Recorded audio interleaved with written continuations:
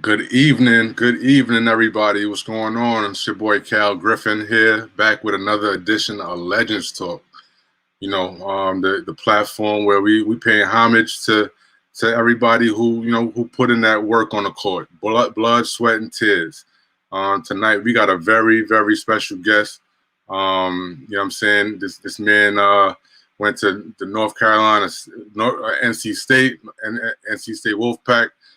Started there, got drafted, ultimately, won an NBA championship, to say the least, man. We're going to get into it right away, y'all. But thank you for tuning in.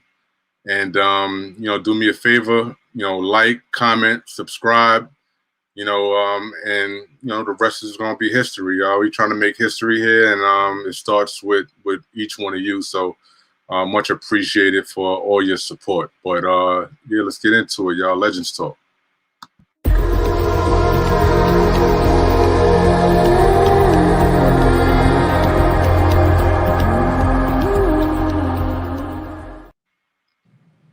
Mr. Chucky Brown, what's going on, man? It's a pleasure to have you, man. Thank you for joining us, man. Well, thank you for having me, man. Ain't nothing going on. Slow motion here, man. Hey, man. Hey, slow motion better than no motion, That's right? right. That's right. That's what they say, man. But again, thank you for taking the time out of your schedule to come and chop it up with us. Right. We really appreciate it. We like to, give the people who really, put in that blood, sweat, and tears on the court. Right. We want to, give you your flowers now, right. while you could you could see them and you could smell them. Well, thank you. Right. So, NC State, you know what I'm saying? Houston Rockets, you know what I'm saying? A couple of other teams. Yep. Long 13-year NBA career. So, again, it's a pleasure to have you. Before we get into it, I want to acknowledge our sponsor for this platform, Soul Pack. Soul Pack is a bag company, one of the best in the business. They are a bag company with the basketballer in mind. So all you hoopers out there, please, lend a follow on social media. Check them out on the web. And just check them out, see what they got. I'm sure they're gonna have something that's that you're gonna like. And check them out. But let's get into a quick commercial on Soul Pack, and then we'll be right back with Chucky Brown, everybody.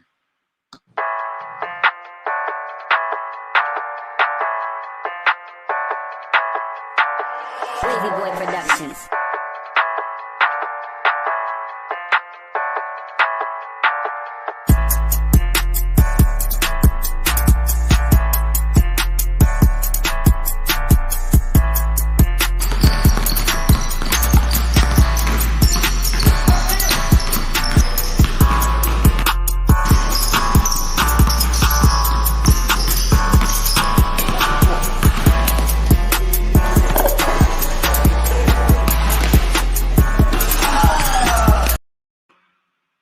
That was Soul Pack, everybody. Again, check them out on the web, thesoulpack.com, and on social media. You can check them out at Soul Pack.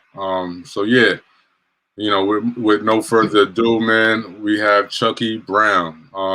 Again, NBA champion. It's a pleasure to have you on our platform.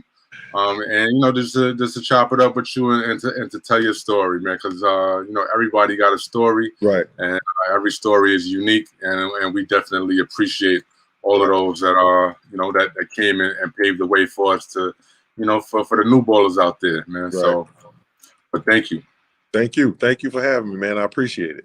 Right. So yeah, we're gonna get right into it, man. Okay. Right a little bit before we started. We actually started to kind of chop it up about where we were from. Mm-hmm. And we actually from the same place, Harlem, New York City. Mm-hmm. Can you tell me a little bit on how, early on in your life, how did Harlem kind of shape your, shape the rest of your life? How did, what did you kind of take with you from Harlem and into the rest of your life and into your career? I think just the gritty, just being in the city, and just having to have your game face on every day, because New York is a totally different place. So just having to have my game face on every day and just be pretty much about business as a kid. You grow up kind of fast in New York, so you can be, a 7-year-old, and you have to take the train or the bus home by yourself because your parents got to work, and you don't see that, in other places. So I think just growing up in New York helped me have just that grit and that mental toughness, and just that toughness and that never give up attitude. I think that's what I brought with me from New York. Nah, for sure, man. They say it's a city that never sleeps, and so and it very humbling. Like you said, like from an early age, a lot of kids have to, they have to be the man of the house. Yep. They have to, for whatever reason. Yep. One way or another, they have to be the man of the house, and they considered, little grown people, and like Chucky said, taking the train by yourself, going to school, or what have you. You have to be able to navigate, the trouble spots from what's from what's safe, and for definitely definitely salute to you for being from the town. Yeah, thank you. But when did you make the move down to North Carolina? It was when I was going into the 10th grade. My grandmother had gotten sick, and my father wanted to move back. My father's from North Carolina, originally a small town called Navassa, which is down by Leland, North Carolina, which is down by Wilmington. If you don't know where Wilmington is, right. Navassa, Navassa is the small town. So my father was from there, and when my grandmother got sick, he wanted to come back and help take care of her. So we moved, and the city was getting kind of crazy. It was right before the crack hit. I left. It was like 82, like 1982, 83, 83, because I came down when NC State won the championship. Right. In 83. So it's right then in 83, right before that crack era hit. We left the city when my father was getting tired of it anyway, and he retired. He decided to retire from the bus company. He drove the bus right at the 145th Street bus garage, right, or 146th Street bus garage. He worked right there. So he could walk to work every day. Yeah, that was across the street. Right across the street from Esplanade. So he used to walk to the bus station every day, and I rode the bus with him. But he decided to move back and be closer to my grandmother because she had gotten sick in the 10th grade. So I mean, it was the best move ever, though, because we came to a place where the people were so nice. You know what I'm saying? It's totally different when you're in New York and then you move to the South. The people were so nice to us and so welcoming. But I had been coming down for the summers. Like I come down for a month out of the summer, so I knew some of the people, and it wasn't very hard to get acclimated to coming down to North Carolina at all. Right. So it's almost like a culture shock a little bit when you go to from New York City to any other place. Right. It's like what the hell are you looking at? Who you talking to? Like good morning. Do I know you? Like what I'm saying? So everybody waves at you, and it's like, who you waving at? Because you do that in New York, they know you're not from there. Then right. So you come to North Carolina, they waving at you like, yo, who you talking to? I don't know you. So it's a totally different vibe, man. Right, absolutely, man. But you were able to make it work, and talk about a little bit about the transition that you kind of went through in terms of getting acclimated with being a country from a city slicker to a country kid now. What kind of transition was that, man, for you personally? It wasn't that bad because, like I said, I would come down like in the summertime. Right. I would come down and stay a month with my cousins. My Uncle Bobby, who was my father's brother, I would stay with him, and my Aunt Ruby, my cousin Roderick. So Roderick was my older cousin, and Valerie and Vetty and Vaughn. So my sister and I would come down and stay with them. And, we got, I had friends down there that, I would come down every year for at least a month out of the summer and, just to get out of the city. And it wasn't really that hard to get acclimated. It was just different because once we moved, I knew I wasn't going back. See, I always knew I was going back, so I had them 30 days or whatever. So I knew I was going back. Right, But this time when I came down, I knew I was staying. So it was a little strange at first going to school at first. But then, like I said, the kids were nice. Everybody was nice to you. So it wasn't, sometimes you come to a new place and you're the new kid on the block and you get picked on. You know what I'm saying? That never happened to me. I never got picked on or anything like that. So like I said, everyone down in Navassa was real cool and welcoming. And, they had known me before, and, they knew my father and my father, like people that grew up with my dad, when they saw me, they said I looked like my dad, so they knew who I was right off the top. So, it was real easy. It was real easy to get acclimated, I will say. But that was only because I'd been coming down there. Now, if I had just come down there, and not, cold turkey, it might have been a little different. But, I was fortunate enough that I was able to come down and, visit, with my cousins and stuff like that. Right. So you went from, when you were in the city, you went to Cardinal Hayes. Yep. You mentioned before. And so now you transitioned into North Brunswick High School. Is that the name of the school? Yeah, North Brunswick. Right. Yep. Right. So North Brunswick High School. In terms of the basketball, culture and just kind of basketball in general, were you already kind of like, highly touted, or was it like were you getting attention prior to, in terms of basketball, were you getting attention prior to leaving New York City, and how'd that kind of work out with respects to basketball now? No, I wasn't getting no attention at all. I was kind of, when I moved to North Carolina, they had a word they used to call me sometimes. It was called flicked. So I guess it meant like uncoordinated. So I was kind of uncoordinated, long, lanky kid. So they used to tease me and call me flicked. And, I would crack jokes back, you know what I'm saying? So I came from cracking jokes. We used to call it snapping. When you snapping on somebody. So whenever they snapped on me, I snapped back. It was all fun.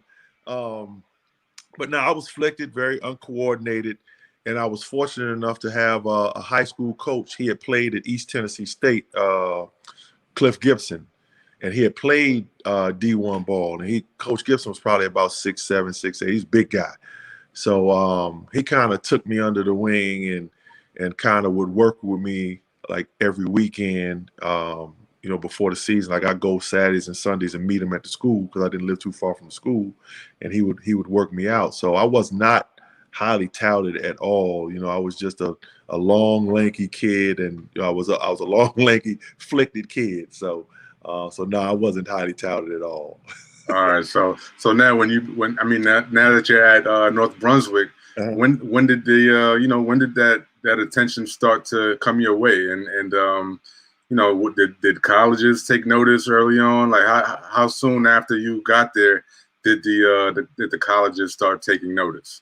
It happened pretty much after my junior year. My sophomore year, I played varsity.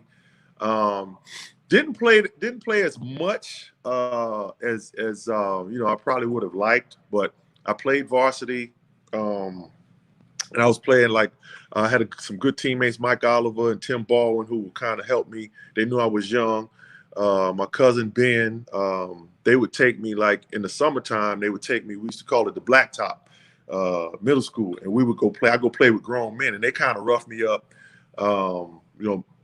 During that sophomore year, they kind of roughed me up a little bit, beat me up a little bit, and that just made me, that's where that grit came out. Like, all right, I'm gonna get better. I'm gonna handle this. So, as I got into my junior year, I went to a couple of basketball camps. It was Prep Stars down here in North Carolina called Prep Stars basketball camp. I also went to NC State's basketball camp. Okay. And we went to Wake Forest team basketball camp, and then. I started getting better, and I could feel it, and those same guys that roughed me up, I was looking for them the next year, like, yo, let's go on to the Blacktop. I got a little something for you now, you know what I'm saying? So I didn't really start getting the attention though until I went to 5-star. I had the local attention. The first school that sent me a letter was Wofford. I'll never forget it. Wofford was the first letter I got, and I didn't really know, that all the the stuff about recruiting. I knew nothing about that. UNC Wilmington was right across the bridge. So after I went to 5-star after my junior year, and I went there, and you had, you know, all the top players in the country were there. So I went there, and they used to have something at 5-star where they would call you the horse, where you would play all the minutes, you come out when you wanted to. And they gave me the title of the horse. So I got to play, and I did well and made the all-star teams and all-star games and all that. And when I got back from 5-star was when my phone started ringing off the hook then. And the offers started coming in. And, you know, like my parents were, you know, they were real excited. You know, you ain't know nothing about it. We know nothing about it. So I was excited. You know, back then you had Ray Meyer was coaching DePaul. He called the house. Lefty Drizel was at Maryland. He called, and you know, I came back to New York for a summer. Funny story. I came back to New York for the summer, and I get a phone call, and it's Lefty Drizel, and he had Moses Malone on the phone, and talking about coming to Maryland. And I was just like, Moses Malone? I was like, you know, and it really hit me, you know, what was going on. But you know, after my junior year was when, you know, my phone started ringing off the hook, and all the college coaches started calling me, and then all of the accolades came. I got Player of the Year in Brunswick County, and you know, and Mr. Basketball and all that type stuff, and you know, it just went on from there. So I mean, in terms of, like, you know, ultimately you selected NC State to go to, you know, for your college career. What made you choose them, you know, over the other schools that were interested in you? And, you know, what kind of other schools were interested in your services? Yeah, the other schools that were interested, it was West Virginia was really interested, Maryland, Virginia, Georgia Tech, pretty much the whole ACC. Carolina and Duke came in late. They came in kind of at the back end of things. Who else? I mean, Syracuse. Syracuse is where I would have gone. I was a big Syracuse fan. So coming back to New York would have been great. Even though it would have been upstate, it would have been great to be back to New York. But what made me choose NC State was when I came down here, and, you know, Jim Valvano was from Queens. Ernie Myers was on the team. Ernie Myers was from Spanish Harlem. He was on the team. Yeah. Shout out to Ernie Myers, man. Shout out to Ernie. I interviewed Ernie not maybe a couple months ago. So shout out to Ernie Myers. Ernie was on the team, and Ernie's uncle worked at the bus company with my father. So I knew Bess. We called him Bess. So I knew Bess, and Bess used to come over our house all the time. So you know, Lorenzo Charles, who was from Brooklyn. You know, it just, you know, Tavian Benz was from the Bronx. So I kind of, you know, I knew nothing about NC State. When I came up for camp and all that stuff, this is who, and when I came on my official visit, I had Lorenzo Charles and Spud Webb on my visit. So just the whole New York vibe. I liked how V did things. I liked his energy. You know, I didn't know anything about NC State. You know, Ray Martin was from New York. Ray Martin was an assistant coach from New York. Tommy had a better Marco. He was from Queens. So the whole staff, and I had just come down here from New York. So I just kind of went where I felt comfortable, you know, with people that were from New York, and I knew how to talk to me, and I knew how to talk to them. So and that was the whole reason I chose NC State. I knew nothing about NC State, nothing at all. You know, coming up as a player, the reason I wore 52, James Worthy was my favorite player. James Worthy went to the rival school. So, right. So, you know, that, you know, and I kind of didn't even say nothing like. I never told a lot of people. Right. Why I chose that number was I chose NC State. I couldn't say that, you know. And then when I was in high school, they used to call me Lil Worthy. We went over to I was over in Germany playing in a high school all-star thing with Glenn Rice, B.J. Armstrong, Richard Morgan, Eric Brown, Gary Leonard, Avery Marsh. A bunch of us went over there to play in this high school Albert Schweitzer tournament, and that's what they started calling me, Lil Worthy. Yo, Lil Worthy, let's go. You know, so I mean, that was the nickname. Little nickname I had. So I didn't say that at NC State. Right. Little who? Nah, not him. Right. So yeah. But no, you know, it's ironic because in New York City, right, everybody like in the city, they don't like the other boroughs, right? Right. They don't right. like the other. They don't like Queens guys don't like Bronx guys, and Brooklyn guys don't like Uptown guys, or whatever the case may be. But as soon as you go to like somewhere else, North Carolina, Florida, wherever you at, they love you. Oh, where you at? You from Queens? Oh, come on, you my man. Like you my, and you kind of you bond together, and it's a camaraderie. You drop all of the that borough stuff, and it's all love.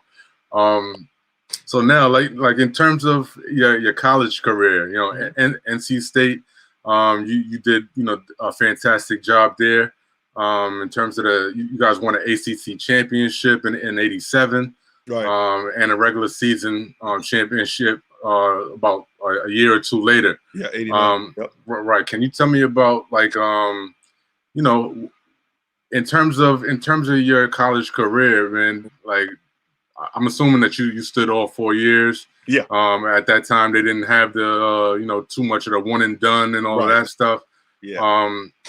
What was if you could sum up your college career in just a few words or sentence or two, man? What would that be? I say I had an outstanding college career. It was more than what I expected. I just went out and worked hard. My senior year, I led the ACC in rebounding, third team All-American, averaged 17 and 10 a game.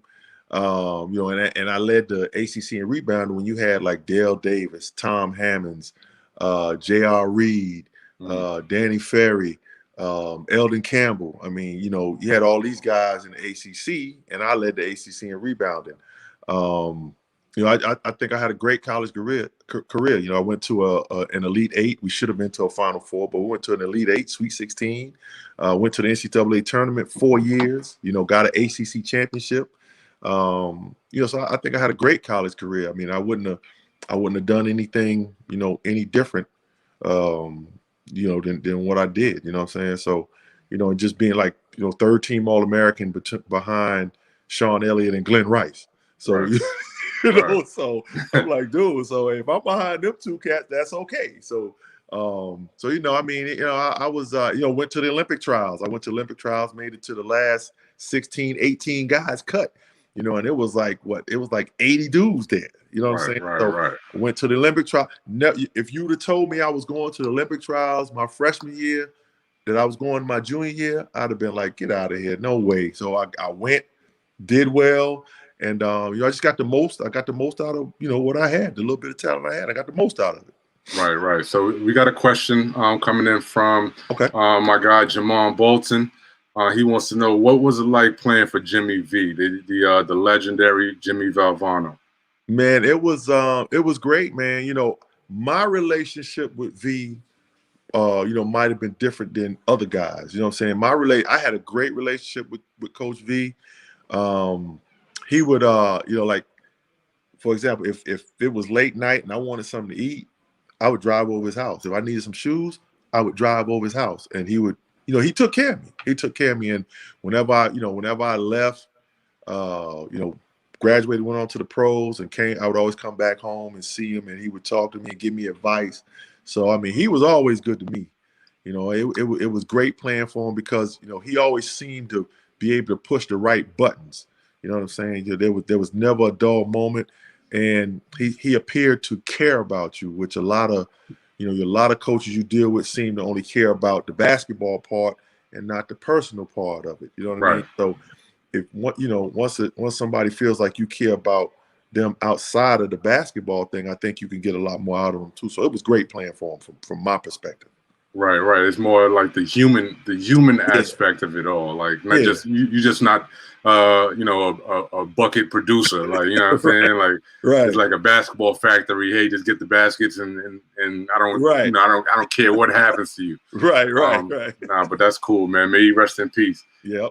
So at what point in your college career did the NBA start to become more of a reality to you? In terms of maybe this thing, maybe I can do this thing. Because I'm sure there were a tremendous amount of doubters. Right. You weren't to not speaking down on you or what have you. Right. But you weren't like the lock, No. the kind of the sure shot Right. guy that was first, lottery pick or what have you. Right. You had to kind of work for yours. So at what point did you, in your college career, did you say, I may be able to do this, and set your mind to that goal? I think after the Olympic trials, after I was up at the Olympic trials, and Alonzo Mourning was up there. I remember Ken Barlow being up there. David Rivers was up there. Willie Anderson, Vernon Maxwell, Pooh Richardson. I mean, all of the big names, Rex Chapman, all of the big names in college basketball was there, and then me. So right. I think after that, and when I made the first cut, Finis Dembo was there. I made cuts after guys that were, consensus All-Americans that had got cut before I did. So I think after that, I thought I looked at it like, I might have a shot to doing this thing. Right. If all things go well and I can stay healthy, I got a shot, and I work hard, I got a chance to do this. So I'll say after the Olympic trials was when I felt like I had a shot at it then. Hey, there's nothing like that confidence, man. Yeah. That could propel you into that direction. Yes, sir. But ultimately, kind of fast forwarding a little bit, but ultimately you were selected in the second round by the Cleveland Cavaliers. What mindset did you go into, the very beginning of your career, starting out your career in the NBA, especially being a second round pick? What kind of mindset did you kind of adopt, and how did you attack that goal of not only becoming an NBA player, but staying in the NBA, because a lot of people come in the NBA today and they're gone tomorrow. But how did you tackle that? I think my mindset was to show everybody that I belonged. You know what I'm saying? So to come, and I was fortunate again, getting drafted by the Cavaliers. They had a veteran team. I had good veterans around me. You know what I'm saying? I had Tree Rollins, I had Larry Nance, Brad Daugherty, Mark Price, Ron Harper, Hot Rod Williams. So I had good veterans around me. And, like the first day that I got there, Larry Nance kind of, took me under his wing. You know what I'm saying? And like, he never called me my first year. He never called me by my name. I was called Rook. So, yo, Rook, So hey. He was like, yo, Rook, hey, tomorrow morning, get here early and bring me some donuts and we're going to work out. So I was like, okay, cool. You know what I'm saying? So I remember Larry Nance from the Clemson days, the Phoenix Sun. So I'm all giddy. Right. I'm glad to do that. So, I do that. And Larry, he would, before practice, we would lift weights. We'd go upstairs. Back then, the Cavaliers place, you had to go upstairs to the practice spot. So we'd go upstairs, get our shots up. And by the time practice started, we were already sweating, ready to go. And then we practice. Then after practice, we get some shots up again. After practice, working on things. So that kind of really showed me how to be a professional, what a professional does. You know what I'm saying? Because a lot of times in college, you practice, you may get some shots up afterwards, but most of the time you're ready to leave, go mix it up with the other students. You know what I'm saying? So because you don't get to do that much. Right. So I was very fortunate that a guy like Larry Nance kind of pulled me under his wing and kind of showed me what it was like to be what to do to be a pro. And he was like, look, the main thing you want to do is you want to come early and stay late. That's what he told me. He said, come early and stay late. And that's what I did. And I took that stayed with me for the rest of my career. That advice rings true for any profession. Yeah, pretty much. You know what I mean? Profession. Yep. Right. So I definitely want to touch on, we're going to touch on the Houston Rockets days and with the great players that you were able to play with on that squad, Hakeem Olajuwon, Clyde Drexler, and those guys. All right, right, Hall of Famers. Right. But what other guys, because you play for 12 teams, which is, some people may see it as a negative, but in the same breath, those teams wanted you. That's right. You know what I'm saying? Right. That's right. And you were able. It's not like you know, you were here today and gone tomorrow. Right. You That's right. you contributed. You were out on the floor. It wasn't Yep. like you was in a suit over there and on your way out. So That's right. so what what other teammates from your ventures, man, your travels, were you able to kind of take the most from in terms? I mean, I know I think you just missed Magic Johnson. Is that right? I got a little bit of Magic. I got a little bit of him my rookie year, my second year. Then he got sick, and then he came back later. So I got a little bit of Magic. Yeah, I caught a little bit of him. All right. Yeah. So what kind of guys like that, or just guys in general, that are kind of well known that you were on a team with, that you were able to kind of collect some knowledge and get some gems from. Like I said, Larry Nance when I first got drafted in Cleveland. Right. Then when I went to play for the Lakers, I was able to play behind Worthy and play with Worthy. So I got to see him every day. So I got to pick up little offensive gems from him and talking to him. When somebody's body get close to you, if you feel them on your back, that's when you use the spin and stuff like that. Yeah, he was nice at that spin too. Oh, he was nice with the spin move. And then I would and see, a lot of people don't know the nickname that he had was called Clever. And they called him Clever because he had clever moves in the post. Right.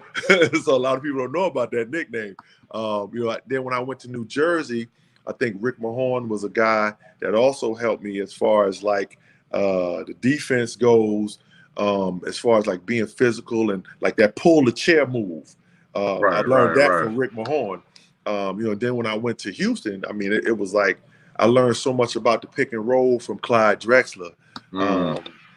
Also in Houston, Akeem, Dream. I learned so much from Dream as far as footwork and things like that. And, reading the defense, how when you want to do certain things, and trying to think as it went on throughout my career, let's say, even some of the younger guys, like when I was in Milwaukee playing where Ray Allen was a rookie, I still learned from Ray too. You know what I'm saying? So, it was so many guys. Chris Webber, playing with Webb, I learned a lot from Webb. Vlade. I mean, just Hey, you got you came at the right time, man. You got the old school dudes that's legendary. Yeah. Then you got the young hitters that were right there on the cusp of making a name for themselves. So yes, definitely, yeah. So I learned a lot. You were right, man. Yeah, you were right in that middle phase where you gotta and that was the golden era. That was the golden era. I gotta ask you this, man. Okay. In terms of you guys facing guys like Michael Jordan. Right. Michael Jordan is arguably the best, the GOAT. Right. What kind of mentality is first of all, when you get on the court, man, you like, yo, this is Michael Jordan right here. Kid from Harlem, coming up, and now you're on the court with Michael Jordan and Hakeem Olajuwon and these guys. Right. What's going through your mind, man? Tell us a little bit about that. Well, I could tell you, at the start, my very first preseason game, I'll never forget this. I'm with the Cavaliers, and we going to Buffalo. We're in Buffalo playing in the Buffalo Sabres hockey arena, and we played the Knicks. We got the Knicks. So I remember we were in the layup line. So, the clock starts at 20. And so it was 18 on the clock, and the Knicks hadn't showed up yet. So I remember thinking, man, I hope they don't come. I hope they don't come. I was nervous. I was very nervous. Right. But then when I saw Rod Strickland ran out on the floor, I said, damn, they made it. You know what I'm saying? So I was just kind of nervous. But then once I took my first hit, made my first basket, then I was like, okay, I belong here now. Right. And, as my years went on, Mike was real cool. I knew Mike back when I was in high school. When I first moved to North Carolina, we had a mutual friend. Right. And he had me, Mike was playing with the Bulls at the time. And he used to have a big camp down at UNCW. So he had me come to the camp, work the camp, play in the camp and stuff like that. And I went over to his house when the finals were, it was the Lakers-Celtics finals, I think it was, and went over to his house, watched the finals with him and stuff like that. So I knew Mike before, but it was like totally different. Once you get on the court with him, once you get on the court with him, and see Mike, a lot of things about Mike, like Mike used to talk trash, but it wasn't anything like degrading, like to make you feel bad. It was kind of stuff that made you laugh. Like I remember one night we played him, I was in Jersey, and Sam Bowie had switched out on him, and he looked at Sam and he started jab stepping him. He said, "Sam, I'm about to go right and get an and one." So, and he said this, and right when he said get an and one, he took off, Sam fouled him, he threw it up and went in, and he said, "I told you." So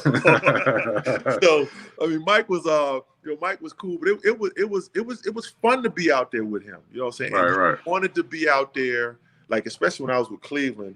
That was a good rivalry, Cleveland and the Bulls. Right. And to be out there in the last few minutes of the game when you knew, he was going to get it and he was going to do his thing, and you had to try to stop him, and it didn't matter. You were not going to stop him.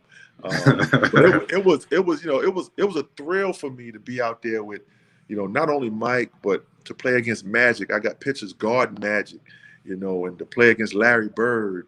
All those old veteran guys, man, and all those Hall of Fame guys. I miss Dr. J. I miss him. He retired when I came in. He was one of my favorite players as well. But yeah, it was fun. And I remember one time Jordan made a game-winning shot, and I was on him, and I never heard the end of it. A friend of mine, Kirk, called me, and he just laughed at me because he was a big Jordan fan. So he just laughed at me and teased me. But it's all good. But it was just great to be on the floor with them guys, especially now that if you'd have told me that when I was 15 that it would happen, right? Man, get out of here. You know what I'm saying? So, but it happened. So it was great. It was a great feeling, and I cherish those moments. Like you mentioned being in the closing moments of a Chicago Bulls Cleveland Cavs game, and what was it like in the huddle? On the opposition, how like what was the coach saying? Like, yo, was he just saying, yo, Mike is gonna get the ball, I want you guys to double whatever you guys got to do? Right. Like, how was that tension, in the huddle right before you guys had to go out and try to defend your home court or pull out a win on their home court? I remember this one specific shot that Jordan had made. I remember Lenny Wilkins saying, "All right." I was in Atlanta at the time, so I remember him saying, "All right, Smitty," who was Steve Smith, "All right, you got Mike, Chucky, you got Scotty, and Dikembe had somebody, and Mookie had somebody." So he said, "All right, if they run this right here, Jordan pop out. If Jordan gets it at the 3-point line, go ahead and run at him. Double him, make somebody else beat us." Right. And that was the game plan, to make somebody else make the shot, force him to give it up. So the play happened just like Lenny drew it up. Jordan got it. I ran at Mike to go run at him. And what happened was he saw me running at him. So he ran at me. And I didn't want to foul him because they were in the 1-and-1. So I didn't want to foul him and put him on the line because that's money right there. So when he ran at me, I froze. And when I froze, he pulled right up, right where I was at. So all I could do was like stick my hand up, and then he made the shot, and that was it. And then he kind of just looked at me and laughed and just walked away. Oh man, hey, as long as you could admit it and you can laugh about it now, hey, man, it's all good. That's the greatest. So hey, right. I take that too. I take that any day. I take that. Yeah, right. So kind of like going into your tenure with Houston now, right? You guys were loaded. You guys, obviously the Hall of Famers, Akeem Olajuwon, Clyde Drexler. Was that the year with Robert Horry and those guys, Sam Cassell, Mad Max. Yep. You guys were loaded, man. So tell me about specifically about Hakeem Olajuwon and Clyde Drexler in practice. Like, what kind of preparation do these guys, as professionals, what kind of preparation did they take? And what was their approach to kind of the game and in terms of just winning? Like what was that approach like? And you being a young player, being able to just kind of take everything in. Like, what was that like for you? Man, I mean, it was just awesome to be around, it's awesome to be around winners, you know what I'm saying? And you watch what winners do. And it's like, you come to practice, you come to work. You know what I'm saying? It's not a whole lot of laughing and joking and stuff like that. You come to work, you come to get better. We come to do our thing, and then we can joke around and all that stuff in the locker room. You know what I'm saying? But Dreams, Dream and Clyde, especially Dream, his mental approach was special because he also was practicing, Islam at the time. And, I can remember like it was during the month of February one time. I think it's called Ramadan, where they eat during the night time. Yeah, they got to fast during the day. They got to fast during the day. Yeah, so Dream is doing that. And that was his best month, was during Ramadan. You know what I'm saying? And just the focus that he had. So when you saw their approach to the game and you're a role player, you got no choice but to have that same approach to the game. And you're only as good as your leadership. You know what I'm saying? So, those were our leaders. And, we followed their lead. And they were they get on you. If you weren't doing your job, they got on you, and you knew like, yo, I got to step my game up. That helped my career so much playing with guys like that. Because after I left, I kind of, took those, everything that I learned from Larry Nance, Worthy, Rick Mahorn, as I kept going through my career, I took everything with me everywhere else, and I think it really helped me. I think that's what helped the longevity of my career. Right. And in terms of hoisting that trophy up at the end, man, and being able to collect a championship ring, what was that like, man? Again, being a city kid, I'm sure that you had so many people that doubted you throughout your career. And again, even today, there's guys that they're in the league for a hot second, and then they're gone, and you never hear from them again. But what was that like, just hoisting that trophy up, being able to call yourself a champion? Man, I'm telling you, it was an unbelievable feeling because a lot of people don't see the stuff that goes on behind the scenes of a championship team. You have issues. You have like guys butting heads, and you have team fights and stuff like that. But we all come together for the one common goal, and that's to win ball games. So to hoist that trophy, especially when nobody thought we were going to do it. Right. We get in the first series against Utah, and it's the best 3 out of 5 back then. It wasn't 4 out of 7 yet. Right. It was 3 out of 5. So and Utah goes up 2-1 on us. So they only got to win one more game. Game 4 is in Houston. We win that. Now we got to go to Utah for game 5, and it's been going, they won game 1, we won game 2. They won game 3, we won game 4. So game 5, they going home. I'm pretty sure they thought they were going to win that game, and we ended up winning that game. Then we go on to Phoenix, who, was another good team. And so Phoenix, I think they might have finished second in the West then. I think Utah might have been third, Phoenix was second, and then San Antonio was first. But we go to Phoenix, we get blown out the first 2 games of the series. So, we thinking like, yo, we might be in some trouble. And so are the critics thinking we in trouble. So then we win game 3, game 4, they win game 4. So now they're up 3-1. We go back to Phoenix for game 5, and they're up 3-1.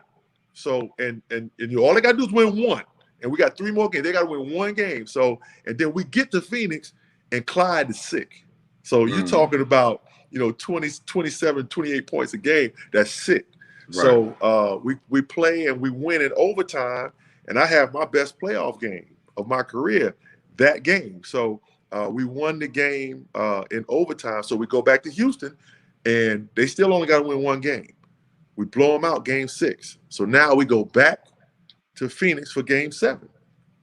And that's the kiss of death game that Mario gave to Joe Klein. But a lot of people don't know that during the game, like we in game 7, and Joe Klein, every time there's a free throw in front of our bench, he turns around to the bench and he's doing that to us. Yeah. Like, Okay. Yeah, so that's what it could, because at halftime, yeah, so Joe was doing it first. Yeah. So at halftime, we're down 57-47. I remember going in the locker room and looking up like, damn, we're down 57-47. So we get in the locker room, and Dream said we got it right where we want them. So I was like, okay, if big fella say that, then we good. So we go back out, and then we win game 7. So now, we go to San Antonio after that, and we had lost to San Antonio 4 times that year. So we go there, we win the first 2 games. They come, they win the next 2. So now we got to go to San Antonio for game 5. We won that game. Then so, and it was, lucky enough for us that we had guys, veteran guys with grit that said, all right, look, we cannot go back and take the chance of having to win in San Antonio again. Let's wrap it up tonight. We came out, wrapped that one up. Then we got to the finals in Orlando. People don't remember, but game 1 in Orlando, we was down 20 points. Them young boys had jumped on us, and we down 20. And then I think it was Kenny that got us back in. Kenny had like 7 threes, and then Clyde got a tap in at the buzzer. So we won game 1. I think in overtime, we won the game 1. That's when Nick Anderson missed the free throws. Yeah. Oh, we win game 1. That was crazy. Then we come out and win game 2. So then that was when the format was 2-3-2. Right. So, the first thought when we got in the locker room, I remember Mario Ellie specifically, and Mario had this deep voice. So Mario gets in the locker room and said, yo, man, we ain't coming back. We got to take care of it. We got to wrap this thing up. And, we went back to Houston, got game 3, and then game 4. I mean, we just jumped on them, and we knew if we could get them down that we had them, because they would have had to win one more, but we didn't want to take that chance. So, right. I mean, and just at the end of the night, to wrap that thing up, man, it was just really special, man. It's a special feeling. Oh man, that's an unbelievable story, man. That whole thing. But you were a 4-man, right? I played small forward, power forward. I was really kind of an in between size guy back then. Today's game, I'd be perfect because it's like position ball. In today's game, I'd love to be out there today because I wouldn't have had to change no position at all. So a guy that reminds me of myself is like Draymond Green. You know what I'm saying? I was kind of a guy like that, a little bit more athletic. I dunk on a few folks, more than he does. But but Draymond Green is a guy that reminds me of myself a little bit. But yeah, I played 3, 4, and I was considered like a utility guy. So like I would play against like the big guards that if we played against a team and our guards weren't strong enough to hold them out of the post, like say a Mitch Richmond or somebody, right? Then I'd go get on him so he wouldn't post up, make him shoot some jumpers that night. Right. Get him out on the perimeter. Yep. You ain't coming down here. Nothing easy. Down here. Right.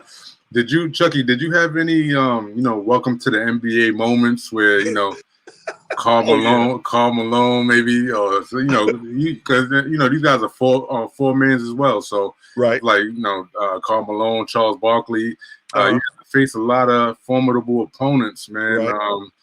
Did you have any of those moments where it was just like unbelievable? Like, oh, I cannot guard this guy. Oh yeah, he had tell me about that a little bit.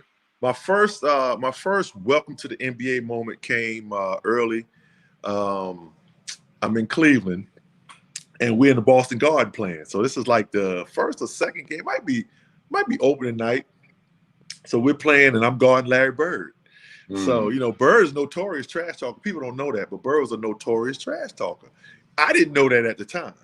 So I'm guarding Bird. Was he's bigger than me, 6'10", but I was far more athletic. And I'm in my mind, I'm thinking, this big slow joker ain't getting away from me. I got him, Right. So I remember Kevin McHale coming down on a down screen. So all I have to do is trail Bird. And I'm like, look, he ain't going nowhere. I got him. I'm like Velcro on him. I got him. So Bird comes off the down screen, catches it, did not even look at the basket. I mean, this is obviously, he's practiced this, repetition. It's obvious that he's done this after the play. So he caught it, turned, shot it. My hand was up all in his face. I mean, and I, like, after he made it, I was like, damn, he made that. And as we're running down court, we're running beside each other. So he turns to me, he says, you got to get on me tighter than that, Brown. And so I was just like, oh, okay, all right, you got it. So I didn't say that. He's a legend. I ain't gonna get into it with the legend. So that was my first one. My next one was one night. This was when Bernard King was with the Bullets. They were called the Bullets back then. So Right. Bernard King was, he was rolling. I think he was an all-star that year too. Yeah. So I'm guarding Bernard King. So this night, I mean, he is wearing me out. He wearing me out. So he got like 52 points at the time, and he got 47 of them on me.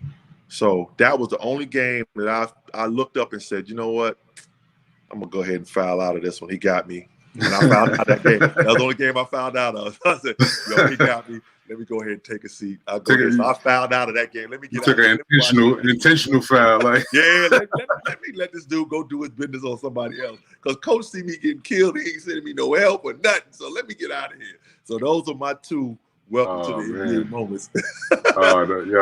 This is incredible, man. I'm having a ball if you can't tell. Good. So in terms of, your career, man, again, not too many people believe in your skills and your, and your ability to kind of stick it out in the NBA for as long as you did. Right. How did that motivate you, and how did that drive you to do the best that you could and prove all of those doubters wrong?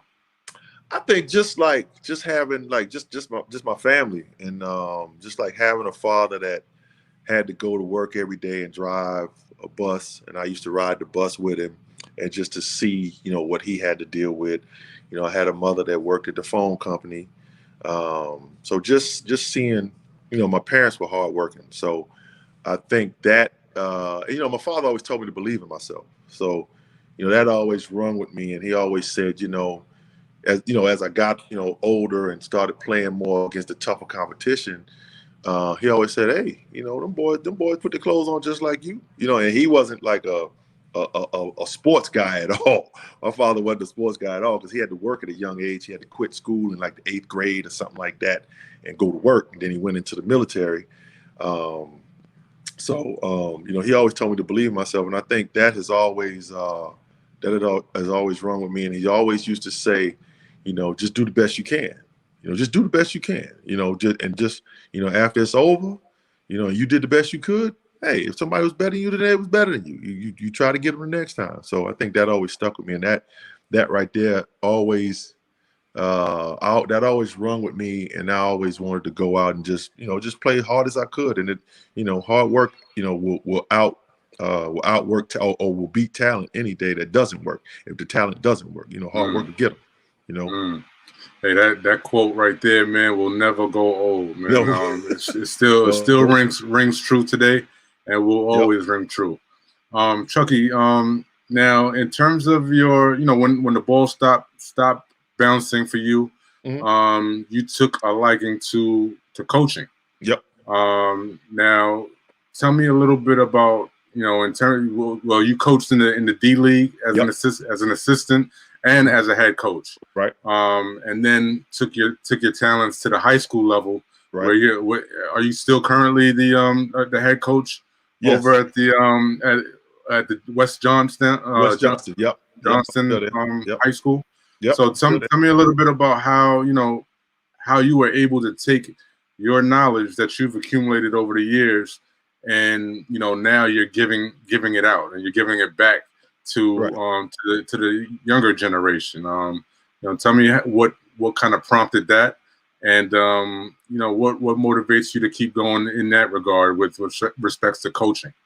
I think how I got involved with West Johnston was just kind of by luck, really. I was training a kid, and his dad liked how I was working with him, and he said that would I ever be interested in coaching high school. And really, I did not have an interest in it, to be honest with you. And he was like, he asked me that, and I really didn't, but I just said, yeah, not thinking anything would happen.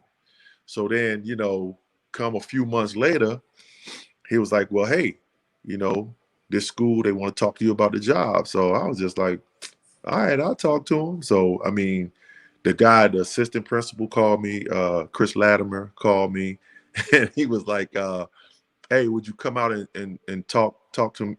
He said, talk to us, but I didn't hear us like that. But he said, come talk to us about the job. So me not realizing it was like kind of a job interview, I was dressed just like this with some shorts on. Right. And I went out there. I ain't had no resume or nothing. So when I walked in the office, it was the assistant, it was the athletic director, the assistant principal, and the principal. So I'm like, whoa.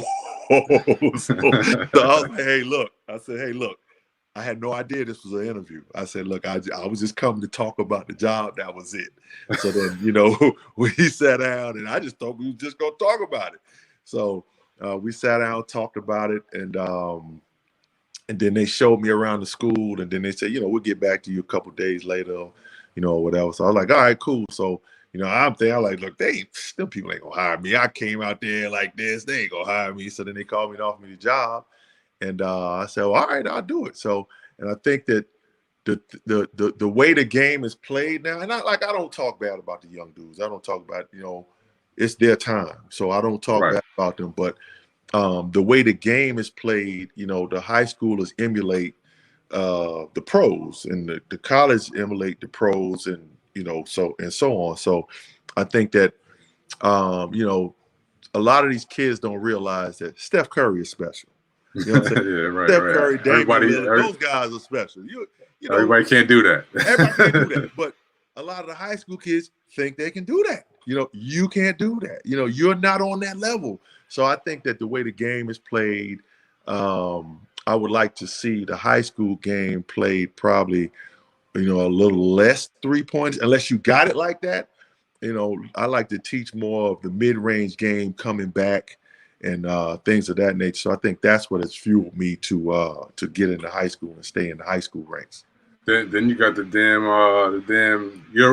Euro and step back that everybody wants to do. Oh my, James Harden, like, dude, like that is they're gonna call travel on you. You do that in high school. Don't do that. I don't even know how to do it. Me neither. I tried to do it. I can't do it. I can't do it. Right. It's like a travel when I do it. It's a travel when I do it too.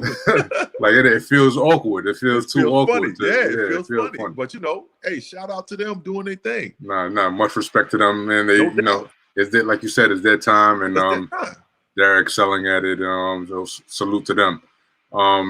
Now, in closing, man, because we're winding down here on the hour. I just wanted to know, like, in terms of, do you still talk to anybody that you were kind of on a team with or competitors with? Like, what kind of friendship and camaraderie do you still kind of maintain from those years?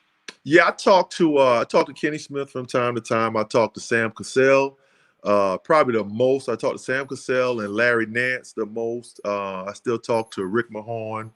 Harvey Grant is a guy that I talk to a lot, and we never played together. I don't know. Right. Harvey and I just kind of mingled somewhere, and we become like good friends. So I talk to Harvey a lot. I talk to Rod Strickland whenever. I call Rod. Right. But I talk to quite Mario. I mean, I talk to quite a few of the guys that I play with, but probably mostly like Larry Nance and Sam Cassell and Rick Mahorn are the guys and Kenny are the guys that I talk to the most. Like, they'll call me, I call them.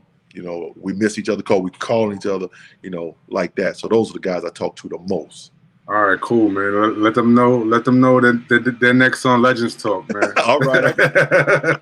That's your homework, Chucky. You gotta bring me one, man. You gotta bring me one. I got you. You gotta take this to the top. We gotta take this to the top, man. But in closing, man, Kevin Garnett had mentioned, not too long ago, that the guys that from the older days couldn't play in this league today. Right.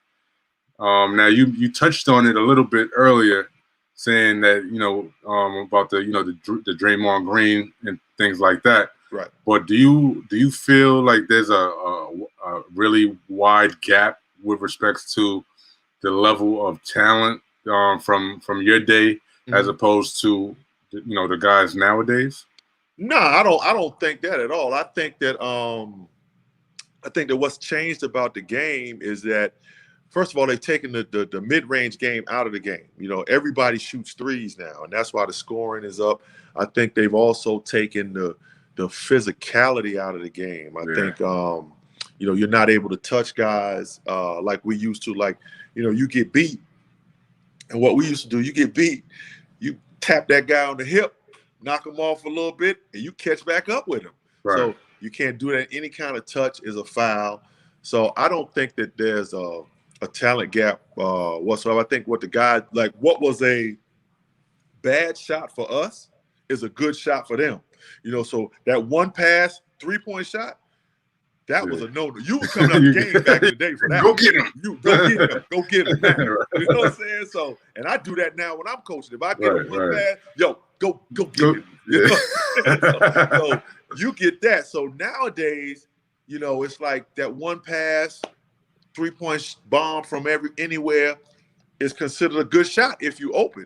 You know what I'm saying? And like the crossing the half court line and putting it up, that didn't happen. You know what I'm saying? You did that back in the day. You were sitting on the bench. So now it's just the shot selection has changed.